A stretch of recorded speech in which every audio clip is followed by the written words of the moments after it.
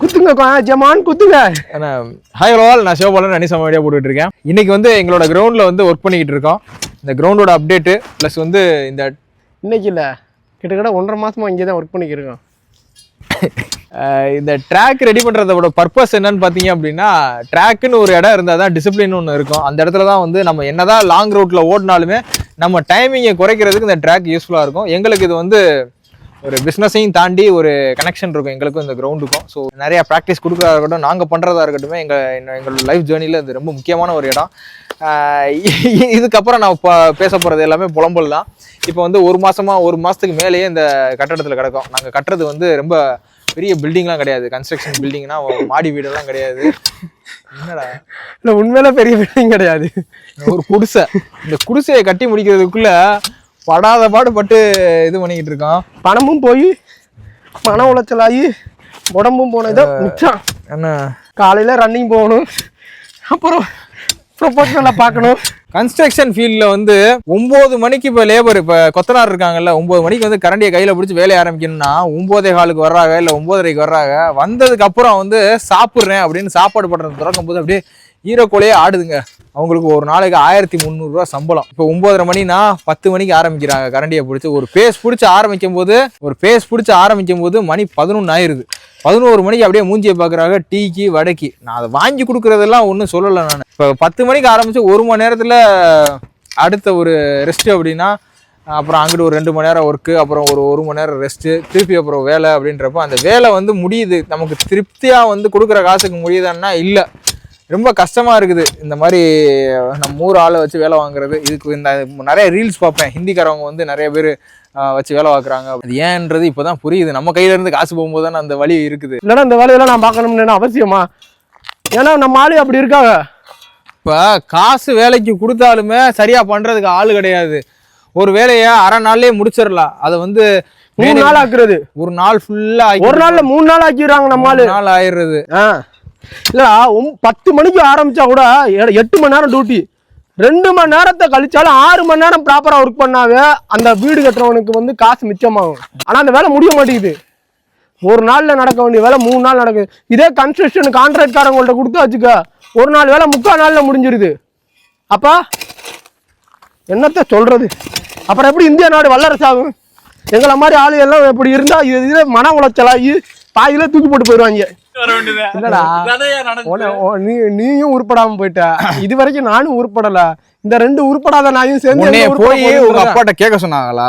இது கேட்க சொன்னாங்களா? சரி, பாவம் நாய் பிச்சை எடுத்துக்கிட்டு தெரியுது. சரி, நம்மளும் சேர்ந்து பிச்சை எடுப்போமேனு சேர்ந்து பிச்சை எடுப்போம். அது யாரு உங்க அப்பாட்ட போய் கேட்க சொன்னா? உங்க அப்பாட்ட போய் எதுக்கு வேற யார்கிட்ட கேட்க சொல்ற?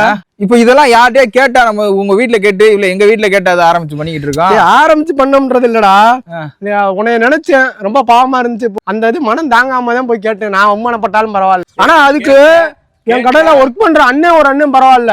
அவர் என்ன பண்ணாரு தெரியுமா? அவரு அமெரிக்கா எல்லாத்தையும் சேர்ந்து ஒரு 3 லட்ச ரூபா கடன் வாங்கி வச்சிருந்தாரு. அவர் வீடு கட்டுறதுக்கு, ஒரு இடம் வாங்கி வீடு கட்டுறதுக்கு. தனுஷன், இந்த 3 லட்ச ரூபாய் நீ வாங்கிக்க, ஏன்னா எனக்கு தேவைப்படும் போது கொடுன்னு. அந்த அண்ணன் நம்பினது கூட எங்க அப்பா நம்பலடானையா. இந்த அசிங்கம் ஒரே அசிங்கமா போச்சு குமாரு. இப்ப கடைக்கு போகாதனால எங்க அப்பா எனக்கு ஜாமான் வாங்குறதுக்கு, வீட்டுல அரிசி பருப்பு வாங்குறதுக்கு காசு கொடுக்க மாட்டாரா? ஆனா அவங்க வீட்டுல தான் இந்த மாசம் வந்து சாப்பிடணும்னு நினைக்கிறேன். சம்பாரி இன்னைக்கு சொல்றான்டா, நான் சம்பாரிச்சு என் கையில காசு இருந்தேன். நீ அன்னைக்கே யோசிச்சிருக்க வேண்டிய, கல்யாணம் பண்றதுக்கு முன்னாடி யோசிச்சிருக்கணும்ல. எதுக்கு நான் அப்பெல்லாம் ஊருக்கு போவேன், வெளிநாடு போறதுக்கு ரெடியா தானே இருந்தேன். இங்கே நம்ம 10 பேருக்கு சம்பளம் கொடுத்துருக்கோம், நீ போய் என்ன பண்ண போற அப்படின்னாங்க. ஒரு சின்ன ஹோட்டல் ஆரம்பிப்போம்னா சவரமா நான் இருக்கா? சிவகையில சவரமா கடையே கிடையாது. கிடையாது, அந்த கடை மூடிட்டு போயிட்டாங்கப்பா. தெரியுமா தெரியாதா?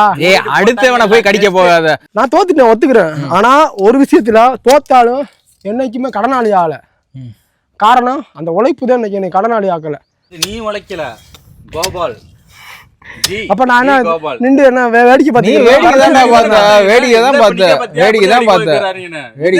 இப்ப என்ன சொல்ல வர்ற இல்லையா? ஒரு அளவுக்கு லாய்க்கு இல்ல, நாண்டுகிட்டு சாகுன்னு சொல்லுறியா? ஆமா, சாவு வேணாம், உழைன்னு சொல்றான். அப்ப நான் இல்லைன்னா உங்க அப்பா 20 லட்சம் 30 லட்சம் கொடுத்துருப்பாரு. அதே 20 லட்சத்து 30 லட்சத்தை வாங்கி தனுஷ்கோடி ட்ரேடர்ஸ் பதிலாக இப்போ உங்க அப்பா உன் பேர்ல எப்படி ஆரம்பிச்சாரு? தஸ்வந்த் ட்ரேடர்ஸ்னு ஒரு கடையை போட்டு அதுல ஸ்டாண்ட் பண்ணி இருந்தீங்கன்னா வேலை முடிஞ்சு போயிருக்கும். அப்ப நீ இதை பாத்துக்கிறியா? இதுக்கு முன்னாடி கட்டிக்கிட்டு நம்மளை போட்டு பாடா படுத்தி அதுகளும் லூஸ் ஆகி நம்ம லூஸ் ஆக்கிருக்கேன். பெரிய பெரிய கட்டி ஒண்ணு தெரியாம போயிடுறேன். நானும் 16க்கு 16 கட்டிவிட்டு 16க்கு 11 எடுத்த அளவு வந்த அளவு. அதுக்கு காரணம் யாரும் தெரியுங்களா? இங்க ஒருத்தவர் பச்சை கலர் போட்டு கிளி கலர்ல என்ன சொல்றேன் தெரியுமா? விஷயம் தெரியுமா? இவர் வந்து என் கூட சேரலைன்னா இவங்க அப்பா 20 லட்சம் 30 லட்சம் கொடுத்துட்டு போறான் தொழில் பண்றதுக்கு. இதை நான் வெளியே சொல்லக்கூடாது. சொன்னாக்க அப்பா பாத்துக்கிட்டு இருப்பாரு, அவங்க தம்பி பாத்துக்கிட்டு இருப்பாங்க. சரி நீ சொல்லலாமா வேணாமா? நீ சொல்லு, நான் அதை கட் பண்ணிடுறேன். சிங்கடிச்சுதே இருக்கணும். அது யாருன்னு உங்களுக்கு காட்டுறேன். வாயை கொடுத்து சூத்த புண்ணா கூடாதுன்னு சொல்லுவாங்க. பேசாம வேலையை மட்டும் பாரு. இவர் என் கடையில ஒர்க் பண்றவரு. நான் சொன்னேன்ல,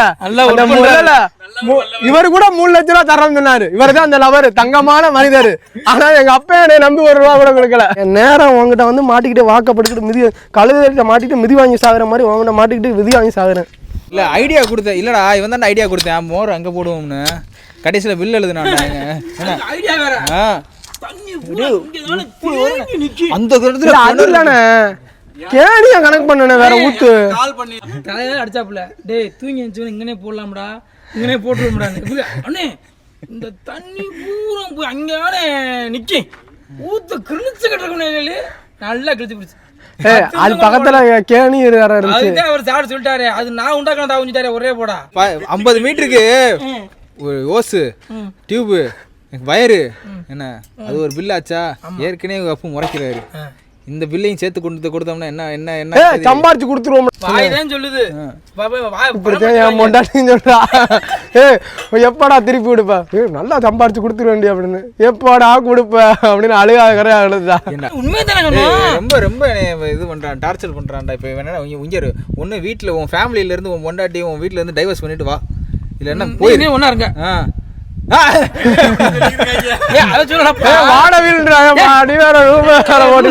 அப்படி சொல்லல, அந்த பிள்ளை விட்டு வந்தா இங்க இருக்க சொல்லல.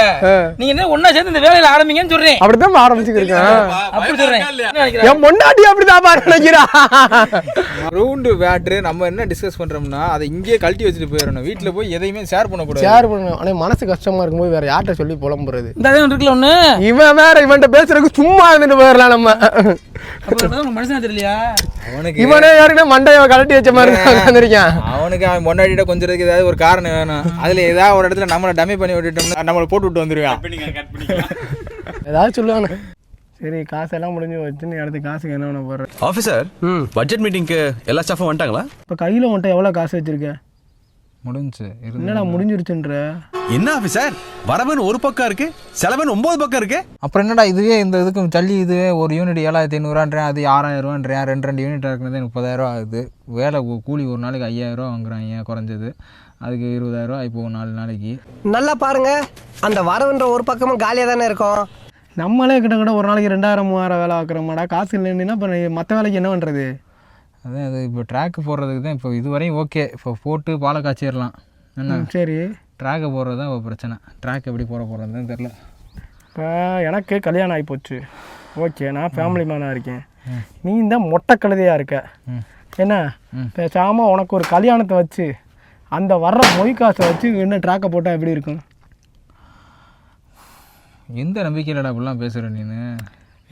நீ சிதா செலிப்ரிட்டி ஆகிட்டியல்லப்பா. அப்புறம் என்ன எங்கே பார்த்தாலும் பொண்ணு தரேன்றாங்க, ஆள் வந்து பேசுகிறாங்க. அப்புறம் என்ன மொய் காசாக வராது உன் கல்யாணம் வச்சா? மொய் செஞ்சால் தான் மொய் வரும். என்ன ஏன் அவன் ஃபாலோவர்ஸே வருவாங்கல்ல? என்னடா பேசுகிறாடு? எங்கே பார்த்தாலும் சூப்பரன்றாங்க. கல்யாணத்துக்கு வர மாட்டாங்களா? காசு எடுக்க மாட்டாங்களா அவனுக்கு? அதெல்லாம் வேணாம். எங்கள் வீட்டில் மொய் செஞ்சது அதிகபட்சம் ஒரு 10000 செஞ்சுருப்பாங்க. வளர்ந்து வச்சு 10000க்கு வச்சோம்னா ஒரு 20000 வரும். அவ்வளோதான் கிடைக்கும். மொட்டையாகவே இரு, ஒன்றும் பிரச்சனையே இல்லை. நான் எப்படா கல்யாணம் பண்ணுறேன்னு இல்லை, ஏதாவது அதில் ஒரு ஐடியாவாக பண்ணலான்னு பார்த்தேன். இப்போ அதுக்கும் வேட்டு வச்சுட்டேன். கல்யாணம்னு ஒன்று பண்ணால் இப்போ நயன்தாரா பண்ணி நெட்ஃப்ளிக்ஸில் வைக்கிறாங்கல்ல, அது மாதிரி நம்ம வேணால் விற்று உனக்கு நீ கேட்டால் 40 கோடி ரூபாய்க்கு விற்றுருவோம். ட்ராக் போடுறதுக்கே காசு இல்லையா?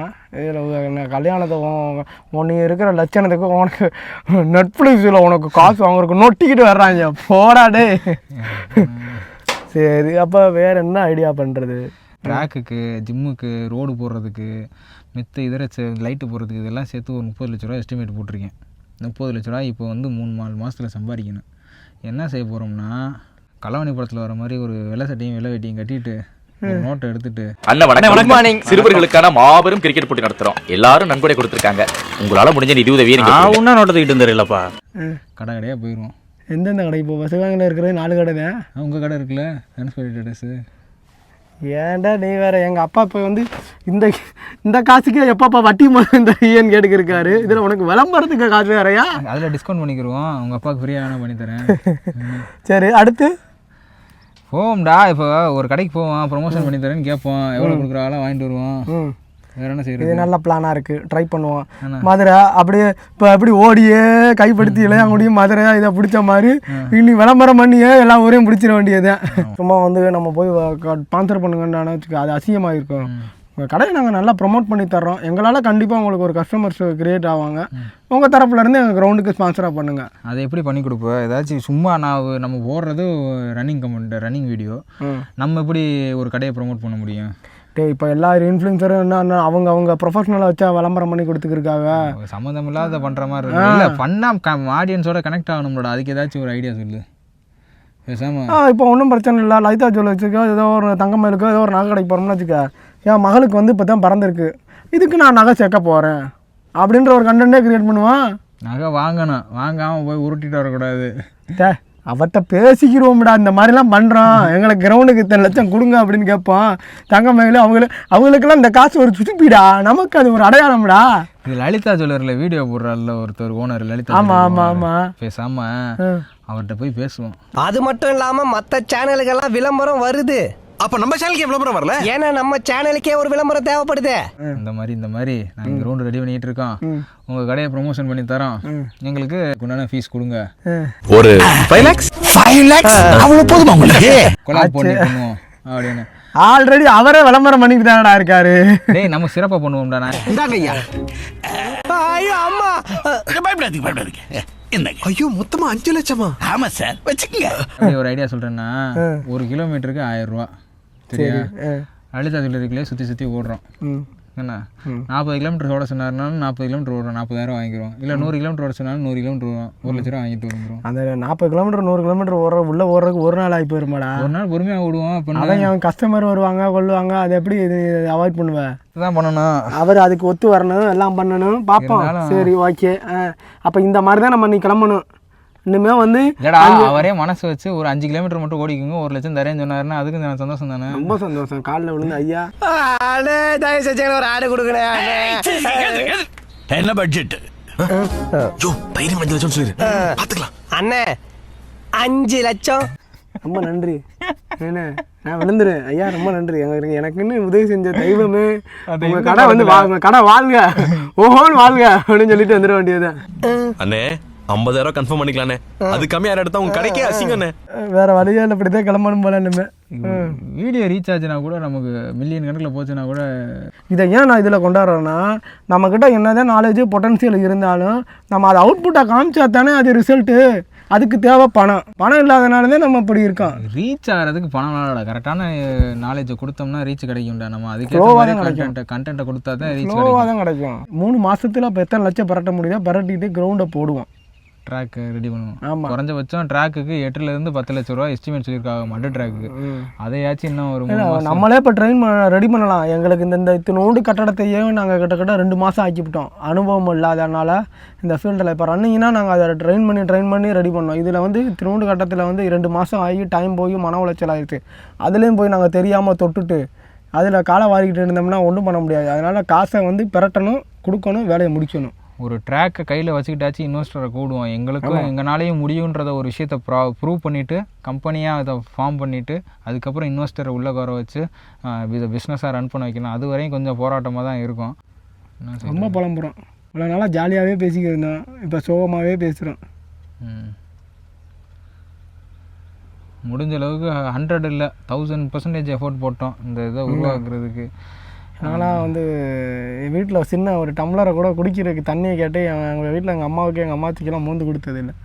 இன்றைக்கி வந்து இவ்வளோ உழைக்கிறேன்னா அது எனக்காண்டி தான், அது இல்லைன்னு சொல்லலாம். ஆனால் இது பணம் இருந்திருந்தால் இந்த வேலையெல்லாம் ஸ்மார்ட்டாக இருக்கும். பணம் இல்லாதனால ஒருத்தனோட எண்ணம் எங்களோட இல்லை, நம்மளை மாதிரியே நிறையா இளைஞர்கள் நிறையா யங்ஸ்டர்லாம் இருப்பாங்க. அவங்களுக்கு எல்லாத்துக்குமே ஒரு ஐடியா இருக்கும். பணம் இல்லாதனால எல்லாருமே அது சஃபர் ஆகிறாங்க. ஸோ எந்த ஒரு விஷயத்தையுமே யோசித்து பொறுமையாக பண்ணணும் நம்ம. ஆனால் அதுக்கான டைம் இல்லை நமக்கு.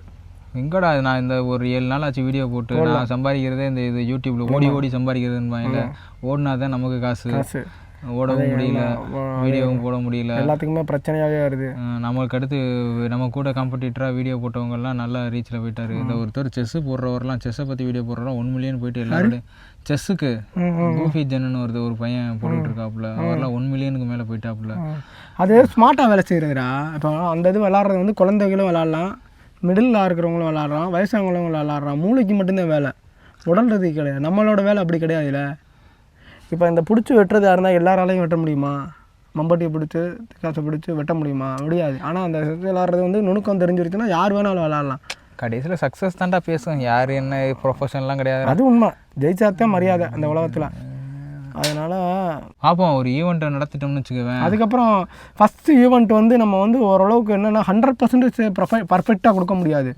ஆனால் 70 to 80 இருக்கு பார்த்தியா, அந்த 70 to 80% கொடுத்துட்டோம்னா அடுத்தடுத்த ஸ்பான்சர்ஷிப் வந்து ஈஸியாக வருவாங்க. இப்போ Chennai Freshworks runners, Kangeyam, Sivagiri, Tiruchi Kaveri மாரத்தான்லாம் வந்து ஓரளவுக்கு 80% மேலே நடத்துகிறதுனால நிறையா ஸ்பான்சர்ஷிப் வர்றாங்க. சிவகங்கையில் அந்த வரைக்கும் யாருமே நடத்தலை. ஸோ நம்ம அந்த அளவுக்கு நடத்திட்டோம்னா வச்சுக்க, அந்த கிரவுண்டை போட்டு முடிச்சுட்டு இந்த கிரவுண்டோட பேரலாக நம்ம அந்த இது ஈவெண்ட்டையும் நடத்திட்டோம்னா வச்சுக்க, ஆட்டோமேட்டிக்காக ஸ்பான்சரும் இன்வெஸ்டரும் உள்ளே வந்துடுவாங்க. ஸோ இவங்க ஏமாற்ற மாட்டாங்க அப்படின்ற மாதிரி வந்துடுவாங்க. ஸோ அதுக்காண்டி தான் உழைக்கணும், உழைச்சி தான் ஆகணும், உழைச்சே சாகணும். அவரை கிண்டல் பண்ணாதான் அப்புறம் அடிக்க ஆரம்பிச்சிடுவாங்க நம்மளை. இல்லை கிண்டல்லாம் பண்ணலாம், ஜாலி காமெடி. காமெடிக்கு சொன்னான்டா. அவர் ஏதாவது அவர் மனசு வச்சாருன்னா, ஏன் அவரை சொல்கிறேன்னா, அவர் சோஷியல் மீடியாவில் நம்மளை மாதிரி வந்தேன்னு சொல்லி போடுறாரு. சரி, அவர்கிட்ட ஏதாச்சும் ஒரு ஹெல்ப்புன்றதை விட ஒரு பிஸ்னஸ் டு பிஸ்னஸாக தானே கேட்குறோம், யோசிப்பார். இல்லை நம்ம வந்து ஃப்ரீயாக கொடுத்தா தான் ஹெல்ப்புன்னு கேட்க முடியும். முடிஞ்சால் நாளைக்கு நம்ம ஒரு வாரத்தை நடத்தும் போது கூட லைதா ஜுவல்லர்ஸ்லேருந்து அந்த கோல்டா வாங்கி கோல்டா கொடுத்தோம் ஃபஸ்ட் ப்ரைஸுக்கு அப்படின்னு சொல்லுவான். வாட்ரா என்ன உன் மூளைக்கு நான் ஒரு தங்க காசு தரேன்டா. என்ன இப்போ எல்லாருமே கோல்டு, சில்வரு, பிரான்ஸுன்னு சொல்லுவாங்க. இந்த மாதிரி நல்ல முத்திரை உள்ள, நல்ல ஸ்ட்ராங்கான வெல்த் உள்ள தங்கம், ஒரிஜினல் தங்கம், இந்த மாதிரி லைதா ஜுவல்லர்ஸில் வாங்கி தான் ஃபஸ்ட் ப்ரைஸ் போட்டோன்னு ஃபஸ்ட் ப்ரைஸு. செகண்டுக்கு வந்து பிரான்ஸு, சில்வரு, 3மே அவர்கிட்ட வாங்கி அவரே விளம்பரப்படுத்திட்டோம்னா முடிஞ்சு போச்சுல. என்ன சொல்கிறேன், இந்த ஐடியா நல்ல ஐடியாவா? அப்படி இதை போய் அவர்கிட்ட பேசுவோம். தெரியுமா? ஏன்னா அதே நம்ம காசு கொடுத்து வாங்கிடுவோம். அதுக்கு மேலே நம்ம இந்த ட்ராக்கு ஃபண்டு வந்து கேட்டுருவோம், வேலை முடிஞ்சு வச்சு. ஏன்னா எப்படியும் இப்போ நம்ம இதெல்லாம் நடத்துகிறதில் ஒரு 10,000 பேர் வந்துட்டாங்கன்னு வச்சுக்க, ஈவெண்ட்டுக்கு 10,000 பேர் 5,000 பேர் வந்துட்டாங்கன்னா 5,000 பேருக்கு லைதா ஜுவல்லர்ஸ் சொல்லிடுவோம். அதை நம்ம சோசியல் மீடியாவில் போடும்போது நல்லா பிரபலமாகிட்டு போயிடுறாரு. பரவாயில்ல, ஒரு நல்ல விஷயம் செஞ்சுருக்காருன்னு. சரி வா கிளம்புவோமா, போய் சாப்பிட்டுட்டு போய் சோகத்தில் இருக்கான். சரி, இதை நான் கொஞ்சம் வெட்டிட்டு போகிறவா, நீங்கள் போகிறீங்களா? என்ன வெட்டிட்டு போகிறேன், போய் சாப்பிட்றா, போய் காலையில் வந்து அவங்களுக்கு வேலையை கொடுப்போம் தான் போன. அப்படி வா மனோஜ், அப்படியே எடுத்துகிட்டு வா. இதுதான் நாங்கள் கட்டின என்ன மனோஜ், 11க்கு 12க்கு 16 அப்படின்ற சைஸில் இப்போதைக்கு தளம் போட்டிருக்கோம். மேலே காட்டு ஃபால் சீலிங். ஃபால் சீலிங்க்கு பிஓபி, அதாவது பட்டி பார்க்கணும். பட்டி பார்த்துட்டு இன்றைக்கி ஜன்னல் நின்னல் வைக்க வருவாங்க. இதை பூரா லெவல் பண்ணணும் ஃப்ரண்ட்டில். இடத்துல ஜிம் எக்யூப்மெண்ட்ஸு இதெல்லாம் சும்மா அதை வைக்கிறதுக்கு டென்ட்டு மாதிரி போட்டு பண்ணுறது.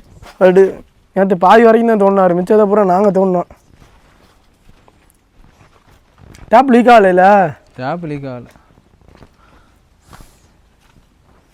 அது பாத்ரூம் சொல்கிறா. பாத்ரூம் வந்து 13க்கு 4, 12க்கு 3. 12க்கு 3 ஆ? ஆமாம், 12க்கு 3. டைல்ஸ் ஏன் விதவிதமான கலரில் ஒட்டியிருக்கோம்னா நாங்கள் கொஞ்சம் வித்தியாசமான ஆளுன்னு காமிக்கணும்ல, அதனால் காமிச்சிருக்கு. இந்த பக்கம் வெஸ்டர்னு, இதெல்லாம் நாங்கள் சாஸ்திரப்படி வைக்கல, எங்கள் பாத்ரூமோட அமைப்புக்கு ஏற்றாப்புல வச்சுட்டோம். ஏன்னா சாஸ்திரம் பார்த்து ஒன்றும் சாதிக்க போகிறதில்ல அப்படின்றதுனால சாஸ்திரப்படி வைக்கல. இது எங்களோட அமைப்புக்கு ஏற்றாப்புல வச்சாச்சு. இது 2 டேப்பு, ஒன்று ஹீட்ருக்கு, ஒன்று நார்மல் டேப்புக்கு. இந்த பக்கம் வாஷிங் மிஷினுக்கு போட்டாச்சு. இங்கே மேலேயும் ஃபால் சீலிங்கு எல்லாம் பண்ணியாச்சு. இந்த இடத்துல டோர் வருது. டோர் வந்து என்னென்னா WPC டோர் போடலான் இருக்கு. டோருமே வெளியில் தான் ஓப்பன் பண்ண முடியும். அது ஆர்டர் கொடுத்துட்டு பார்த்துட்டு வந்திருக்கோம். ஸோ முடிஞ்சதுக்கப்புறம் பார்த்து மாட்டிடுவோம். நாளைக்கு டோர் போட 1/2 மணி நேரத்தில் வராங்களாம். இப்போயா? அப்போ என்ன பண்ணுறது? நீ தான் இருக்கிறேன், இல்லை இரு, வேறு என்ன செய்ய? இப்போ நான் சாப்பிட வேணாமா? சாவு.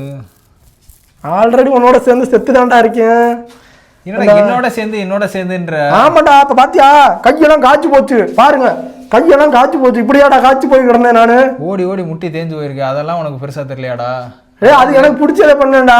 இது பண்ணா வருமானமாச்சும் கிடைக்கும்ல? எப்படா கிடைக்கும் சொல்றா, எப்படா கிடைக்கும் சொல்றா, எப்படா கிடைக்கும்? வரும்டா, வரும். எப்போ வரும்? என்ன எப்போ வரும்? நான் அப்புறம் இந்த படத்துல கேட்குற மாதிரி பொண்டாட்டி எப்போ வருவீங்க அப்படின்னு கேட்க ஆரம்பிச்சிருவேன்.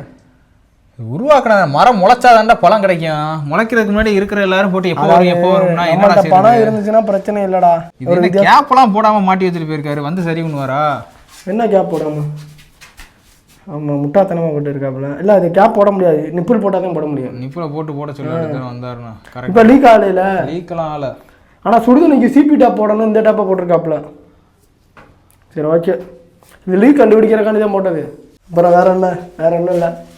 போமா. சரி மனோஜ், நீ வண்டி எடுத்துட்டு வீட்டில் போட்டுட்டு நீ வீட்டுக்கு கிளம்பு. ஆணு இருந்து டோரை மாட்டிட்டு வரோம். ஏன்டா தண்ணி வருதா அதில் பார்த்தேன்.